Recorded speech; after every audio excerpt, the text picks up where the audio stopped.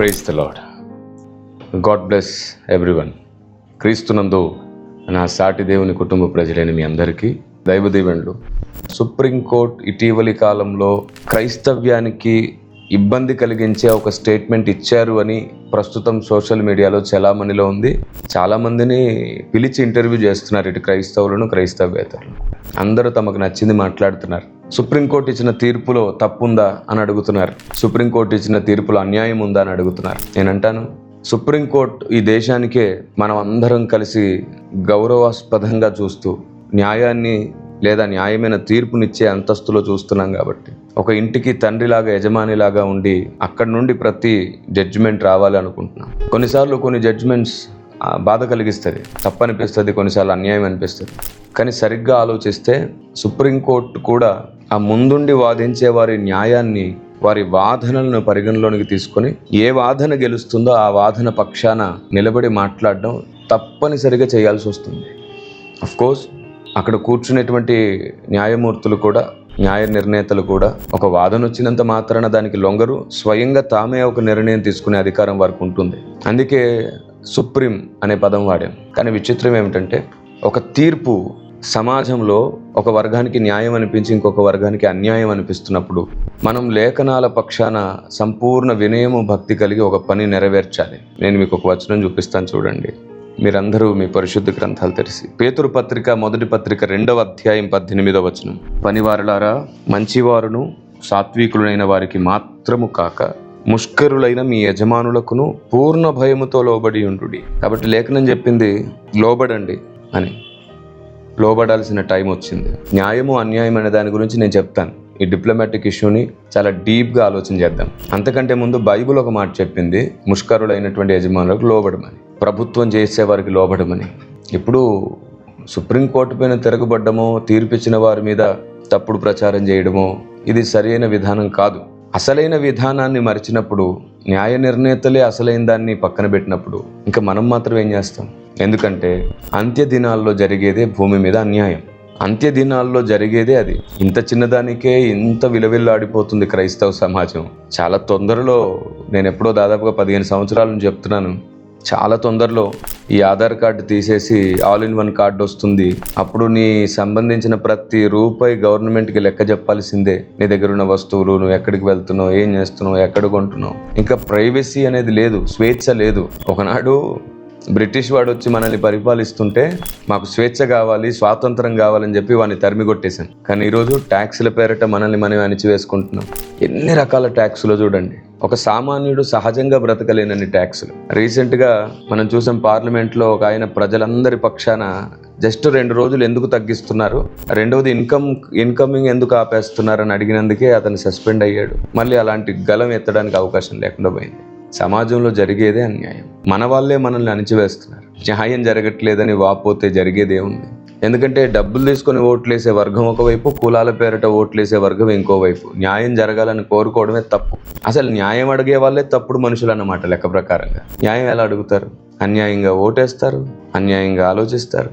ఇటు క్రైస్తవుల్లో కూడా చాలామంది మరి డబ్బులు తీసుకొని ఓటేసేవారు, కులం పేరిట ఓటేసేవారు ఉన్నారు. సువార్త జరిగించే వాళ్ళకు ఓటేయాలి, సువార్తకు అవకాశం ఇచ్చే వాళ్ళకు ఓటేయాలి, బీదలకు సహాయం చేసే వాళ్ళకు ఓటేయాలి, న్యాయంగా ఆలోచించే వాళ్ళకు ఓటేయాలి, అన్ని వర్గాల వారు నావారే అనుకునే పెద్ద మనసుకు ఓటేయాలి. కానీ సువార్త పక్షమున ఆలోచించేవారు కాకపోయినా సరే మనలో చాలా మంది కులాన్ని బట్టి సపోర్ట్ చేసే వాళ్ళు ఉన్నారు. కాబట్టి న్యాయమును గురించి ఆలోచించడం మానేయండి. మరి ఎలా సార్?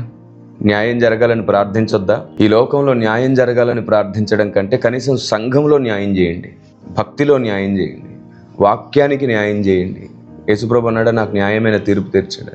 అయిపోయింది. ఇంకా సమాజం చుట్టూ జరిగేటువంటి గాయాల కోసం, చుట్టూ జరిగే అన్యాయాల కోసం మనం అందరం మాట్లాడి ఇంకా క్రైస్తవ్యాన్ని సమాజానికి శత్రువులుగా చూపించకుండా మన సహనాన్ని సకల జనులకు ప్రశ్న రూపంలో న్యాయంగా ఆలోచించడానికి ఇద్దాం. ఆవేశపడి ఏదో మాట్లాడడం ద్వారా ఏం సాధించలేదు. క్రీస్తుని ద్వేషిస్తున్న ఈ లోకం మనల్ని ద్వేషిస్తుంది.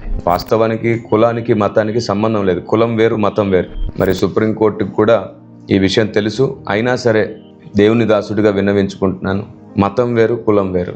ఒకవేళ క్రైస్తవ్యం మతమే అయితే కులం యొక్క ఏ లబ్ధిని ఆపకూడదు.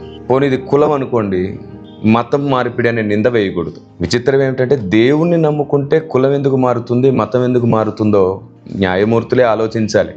దేవునికి మతం లేదు, దేవునికి కులం లేదు. ఎలా సాధ్యం? ఒకవైపు మతం మార్పిడి అంటారు, మరోవైపు కులం రిజర్వేషన్స్ అని చెప్పి అడ్డుపడతారు. నేను చాలా కాల క్రితం చెప్పాను, ఒకవేళ రిజర్వేషన్స్ తీసేస్తే దాన్ని వదిలేసేయండి, దేవుడే పోషిస్తాడు, కష్టపడదాం. రిజర్వేషన్స్తో జాబులు రాకపోతేనేమి మీ తెలివితేటలతో కొన్ని బిజినెస్లు స్టార్ట్ చేసుకొని ఎలాగైనా సరే ఒక మంచి ప్లాట్ఫామ్ క్రియేట్ చేసుకోండి. గవర్నమెంట్ జాబ్స్ కోసం, రిజర్వేషన్స్ కోసం ఎందుకు ప్రాకులాడతారు? వాస్తవానికి ఆనాటి దొరల కాలంలో, ఆనాటి రాజుల కాలంలో, ఆనాటి పండితులు చేసినటువంటి ఒక మోసం కులం వాస్తవానికి శరీరానికి సంబంధించింది కాదు, రక్తానికి సంబంధించింది కాదు, మనిషి పుట్టుకకు సంబంధించింది కూడా కాదు. కులం వృత్తికి సంబంధించింది. కులం చెక్క పని చేసేవాడిని వడ్రంగి అన్నారు, రాగి పనిముట్ల పని చేసేవాడిని కంసాలి అన్నారు, మట్టి పని కుండల పని చేసేవాడినేమో కుమ్మరి అన్నారు, ఏమైనా పండిస్తే రైతు అన్నారు, జ్ఞానం బోధిస్తే పండితుడు అన్నారు, పరిపాలన చేస్తే రాజులు అన్నారు. ఇలా వారి వారి పనితీరుని బట్టి, వారి వారి బాధ్యతల కొలది వారికి పేర్లు వచ్చాయి. అంతేగాని రక్తముకు పుట్టుకకు ఎలాంటి కులం లేదు. ఇది ఆనాటి పండితుల కుసంస్కార జ్ఞానం. మనుషులను చెదిమివేసి, అణిచివేసి, కొందరిని కింద పని చేయించడానికి కొందరిని తొక్కిపెట్టిన వ్యవహారం మనం చూస్తున్నాం కదా. కొన్ని పార్టీస్ అధికారంలోనికి వచ్చిన తర్వాత కింద కులాల వారిని దారుణాతి దారుణంగా చంపిన దాఖలాలు మనం చూస్తాం. ఒక అబ్బాయిని అయితే గుర్రం ఎక్కినందుకు చంపారు, మనందరికీ బాగా తెలుసు. అంతెందుకండి, బీఫ్ పేరట గోమాంసం తీసుకెళ్తున్నారని పేరట ఎంతమందిని చంపేస్తున్నారు. కానీ ఏ రాష్ట్రంలో చంపుతున్నారో ఆ రాష్ట్రం నుంచే ఎక్కువగా బీఫ్ అనేది ఎగుమతి అవుతుంది. ఓపెన్ సీక్రెట్ ఇది. ఒకవైపు ఏమో భారత్ మాతాకి జై అంటూనే, ఇంకోవైపు జై హింద్ అంటూనే, మరొక వైపు ఆ భారత్ మాతాకు జై అని చెప్పి, జై హింద్ అని చెప్పిన వ్యక్తే బ్రాందీ షాపులు పెడతాడు, షారా కాయిస్తాడు, మనుషులు క్యాన్సర్ల బారిన పడేటట్టు కల్తీ వ్యాపారాలకు అనుమతి ఇస్తాడు, పర్మిషన్స్ ఇస్తాడు. ఏ న్యాయం గురించి ఎవరి దగ్గర మాట్లాడదామని? బైబిల్ గ్రంథంలో ఉంది, అన్యాయస్తుడైన ఒక న్యాయాధిపతి ఉన్నాడు అక్కడ. ఒక ఆవిడ వెళ్ళి మాటికి అడిగితే కనీసం వాడైనా న్యాయం చేశాడంట. ఇప్పుడు ఇంకా లోకంలో న్యాయం గురించి మాట్లాడుతున్నాం.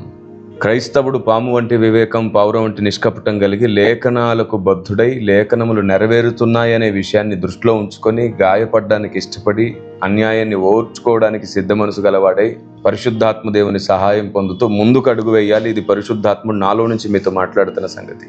ఇంత పెద్ద ఇష్యూని హ్యాండిల్ చేయగలిగేంత బుద్ధి, జ్ఞానం నాకు లేదు, కానీ ఎంత పెద్ద ఇష్యూనైనా సరే హ్యాండిల్ చేయగలిగేంత అభిషేకం, ఆత్మదేవుడు నాలో ఉన్నాడు. ఆయనే మీతో మాట్లాడుతున్నాడు. కాబట్టి సమాజాన్ని ప్రభావితం చేయడం ఎంత ముఖ్యమో, సమాజాన్ని అర్థం చేసుకునే అడుగులు వేయడం అంతే ముఖ్యం. ఆవేశాలకు వెళ్ళిపోయి ఏ పోస్ట్ పడితే ఆ పోస్ట్ పెట్టేసి ఫేస్బుక్లో ఎవరిని పడితే వాళ్ళని ఇష్టం వచ్చినట్టుగా నిందించి ఏం సాధిద్దామని, అది కాదు విధానం. మనం మాట్లాడితే, మనం ప్రశ్నిస్తే న్యాయస్థానాలు కూడా మరలా ఆలోచించి తమ తీర్పులు మార్చుకోగలగాలి. కాబట్టి దేవునికి ఏ కులము లేదు, మతం లేదు. ఒక వ్యక్తి యేసు ప్రభుని నా దేవుడుగా, నా రక్షకుడుగా అంగీకరిస్తున్నాడు అనుకున్నప్పుడు అతని మతం మారదు, కులము మారదు, దేవుడు ఒక్కడే మారుతాడు. మళ్ళీ చెప్తున్నాను, దేవుడు ఒక్కడే మారుతాడు. మతం అంటే సాంప్రదాయాలు, దేవుడు కాదు. కులం అంటే వృత్తి ధర్మానికి సంబంధించిన బిరుదు, రక్తానికి, శరీరానికి, పుట్టుకకు సంబంధించింది కాదు. కాబట్టి హైకోర్టు, సుప్రీంకోర్టు న్యాయమూర్తులు, పెద్దలు ఆలోచించాలి. అయితే ఇందులో నాకెందుకో ఒక చిన్న డౌట్ ఉంది. బెనిఫిట్ ఆఫ్ డౌట్ లాగా ఒక విషయం మీ ముందు పెడుతున్నాను. ఇదేదో ఆర్ఎస్ఎస్ భావజాలం లాగా అనిపిస్తుందని అంటున్నాను. జస్ట్ నా ఒపీనియన్ మాత్రమే, డిక్లరేషన్ కాదు సుమా. మొదటి నుంచి కూడా క్రైస్తవుని మతం మార్పిడి అనడం, రిజర్వేషన్ దగ్గర ఆపడం, ఇదంతా ఆర్ఎస్ఎస్ యొక్క భావజాలమే అని అనిపిస్తుంది. ఎందుకంటే వారే నిష్కారణంగా ద్వేషిస్తున్నారు. సరిగ్గా ఆలోచిస్తే, సరిగ్గా పరిశీలిస్తే, సరిగ్గా మన గ్రంథాలను కూడా పరిశోధిస్తే, పురాణాలు, ఇతిహాసాలు ఇవన్నీ పక్కన పెట్టి వేదపరంగానే ఆలోచిస్తే, ఋగ్వేదం నుండి, ప్రారంభం నుండి ఆలోచిస్తే, అసలు ప్రారంభం నుండి దేవునికి ఏ సాంప్రదాయ ప్రస్తావన లేదు, ఏ ఆచార ప్రస్తావన లేదు. దేవుడు వెలుగు, దేవుడు సత్యం, దేవుడు ధర్మం. ధర్మానికి చీకటిని ఛేదించే వెలుగుంది, కానీ అన్యాయంగా నడుచుకొని ఎదుటివాని సమాధి మీదే పునాది కట్టుకునే దుర్మార్గపు మనసు లేదు ధర్మానికి. ధర్మం, వెలుగు, దేవుడు ఒకటే. కాబట్టి ఋగ్వేదం నుండి మొత్తం మీరు చూసుకుంటూ వెళ్తే అసలైన దేవుడు దొరుకుతాడు. ప్రతి దేశ ప్రామాణిక గ్రంథాలలో దేవుణ్ణి గుర్తుపట్టే గుర్తులున్నాయి. ఇలా ఆలోచిస్తే అసలు ఎవరికి ఏ గొడవ లేదు, ఏ వివాదం లేదు. కాబట్టి ఇటు క్రైస్తవ సహోదరులతో నేను చెప్పాలనుకుంటున్నాను ఏమిటంటే, మీరు ఎవరు సుప్రీంకోర్టు తీర్పుని వ్యతిరేకించొద్దు, దాని మీద వివాదంగా మార్చుకోవద్దు. మీ క్వశ్చన్స్ వేయచ్చు, మీరు ప్రశ్న అడగండి. ఒకవేళ ఇలాంటి తీర్పే వెలువడితే మరి ఇది ఎందుకు వదిలేశారు, ఇది ఎందుకు వదిలేశారు, ఇది న్యాయం ఎలా అయింది, ఇది న్యాయం ఎలా అయిందని క్వశ్చన్ రేస్ చేయండి. అది కూడా రెస్పెక్ట్గా. క్రైస్తవుడు మాట్లాడితే ఆవేశాలు రాకూడదు, అనేకులకు ఆలోచన రావాలి. సమాజంలో ఎందరో ఆలోచన చేసే బుద్ధిమంతులు ఉన్నారు, వాళ్ళకు మతంతో సంబంధం లేదు. నేను అంటాను, అసలు ఆర్ఎస్ఎస్ భావజాలాన్ని కలిగినటువంటి ఆర్ఎస్ఎస్ బృందంలో కూడా చాలామంది న్యాయంగా ఆలోచించే వాళ్ళు ఉన్నారు. వాళ్ళకు సరైన ప్రశ్న ఎదురుపడలేదు అంతే. అరే నిజమే కదా వీరు ఆలోచించేది అని నమ్మకంగా ఆలోచించే చాలామంది ఉన్నారు. క్రైస్తవ వ్యతిరేకుల్లోనే చాలామంది యథార్థంగా ఆలోచించే వాళ్ళు ఉన్నారు. సరైన క్వశ్చన్ వారి ముందు నిలబడలేదు అంతే. ఇప్పటి వరకు మనలోని చాలామంది ఆవేశం వారి ముందు నిలబడింది, మనలోని చాలామంది తొందరపాటు నోరు జారుడుతనం వారి ముందు నిలబడింది. అందుకే వారికి సరైన క్వశ్చన్ వారి ముందు నిలబడలేదు. కొంచెం ఓపికగా పనిచేస్తే దేవుడే యుద్ధం చేస్తాడు. నరుని కోపం దేవుని నీతిని నెరవేర్చదు అనే విషయాన్ని ఇంకోసారి జ్ఞాపకం చేస్తున్నాను. కాబట్టి ఎందుకో సుప్రీంకోర్టు ఆ ప్రాంగణంలో దేవాలయం అని భావించగలిగే అంత ఉన్నత స్థాయి కలిగిన ఆ గర్భగుడి లాంటి న్యాయపీఠం దగ్గర ఏదో నిష్కారణ ద్వేషపూరితమైన ఆర్ఎస్ఎస్ భావజాలం పుణికిపుచ్చుకుందని, అక్కడి నుండి ఈ ప్రభావం అంతా అలా కొనసాగుతుందని నాకు అనిపిస్తుంది. డిక్లరేషన్ ఏం కాదు, ఎందుకంటే ఎప్పటి నుంచో గమనిస్తున్నాం. భావ స్వాతంత్రం ఉంది, కానీ ఏది పడితే అది మాట్లాడి ప్రజల్ని రెచ్చగొట్టడం మాత్రం సరియైన విధానం కాదు. కాబట్టి ఒక ఆలోచన మాత్రం ముందుంచుతున్నాను. దీనికి అనుకూలంగా జ్ఞానంగా క్రైస్తవ పోరాట యోధులు, ఎన్నో సంస్థలు సరిగ్గా ఆలోచిస్తే బాగుంటుంది. అడ్వైజరీ మెంబర్లో సరైన అడ్వైజ్ ఇచ్చేవాళ్ళు లేకపోతే, ఆలోచనకర్తలు సరిగ్గా లేకపోయినా పెద్ద పెద్ద పోరాటాలన్నీ నీరుగారిపోతాయి. ద గ్రేట్ అలెగ్జాండర్ అని పేరు పొందాడు ఆయన, కానీ ఏం లాభం? మంచి సలహాదారుల సలహా తీసుకోలేదు, ఆలోచన తీసుకోలేదు. ఇండియాని గెలవలేకపోవడానికి కారణం భారతదేశంలో ఉన్నటువంటి హైందవ్యం అనే ఒక పెద్ద ప్రచారంలో ఉన్నారు. అలెగ్జాండర్ భారతదేశాన్ని గెలవలేకపోవడం అన్ని మతాల వారు కలిసి ఉండే లక్షణం. తృణీకరించుకొని విమర్శించుకొని మన దేశంలో మనకే మనం వ్యతిరేకమైతే బయటోడొచ్చి మనల్ని గెలవక్కర్లా, మనమే ఓడిపోతాం. ఈరోజు కనబడుతున్న తీర్పులన్నీ ఒకే ఇంటిలో నలుగురు పిల్లల్ని 4 రకాలుగా డివైడ్ చేస్తూ అన్యాయంగా వారి ఎడల ప్రవర్తిస్తున్నారనిపిస్తుంది. కాబట్టి కాలం సమీపిస్తుంది, సిద్ధపడాల్సిన విషయాలు ఎన్నో ఉన్నాయి. సమాజానికి న్యాయం అర్థమయ్యేటట్టు చేయడానికి ప్రశ్న మాత్రమే వేద్దాం. సో దేవునికి మతం లేదు, దేవుని నమ్ముకుంటే దేవుడే మారాడు, కానీ మన జీవితంలో మతం మారదు, కులం మారదు. కేవలం కొన్ని ఆచార సాంప్రదాయాల్లో మార్పు వస్తుంది, కానీ కొన్ని ఉద్దేశాల్లో మార్పు వస్తుందే కానీ ఏ కులం మారదు. మరి దీని గురించి ఆలోచిస్తారని మరి ఎంపీ మిషన్ పీస్ ఇండియా వేదిక మీద నుంచి నేను మీతో మాట్లాడుతున్నాను. 2 తెలుగు రాష్ట్రాల్లో ఉన్న దేవుని ప్రజల కోసం పరిశుద్ధాత్మ దేవుడు తన అభిషేకాన్ని అనుగ్రహించునుగాక.